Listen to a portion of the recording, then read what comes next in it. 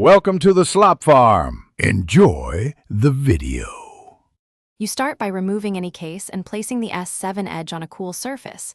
This reduces trapped heat immediately. Next, disable Wi-Fi, Bluetooth, and NFC if you don't need them, since radios generate steady heat. Open Settings apps and force stop or uninstall power-hungry apps. Check running services and background data.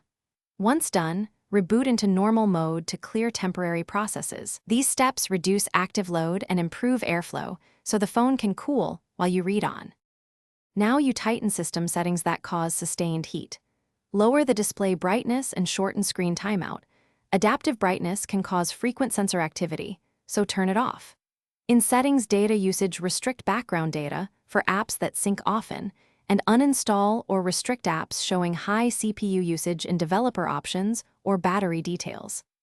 Activate power saving mode to cap CPU frequency and background activity. Make sure GPS and location services are off when you aren't using navigation. These adjustments cut continuous processor and radio use. Finish with deeper maintenance steps if basic fixes didn't work. Update Android and all apps. Patches often fix runaway processes. Boot into recovery and clear the system cache to remove corrupt temp files that cause loops.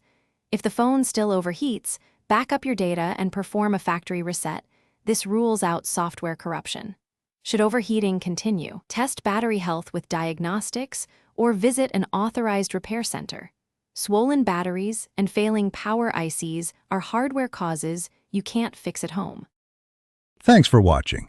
Consider subscribing if we helped you today.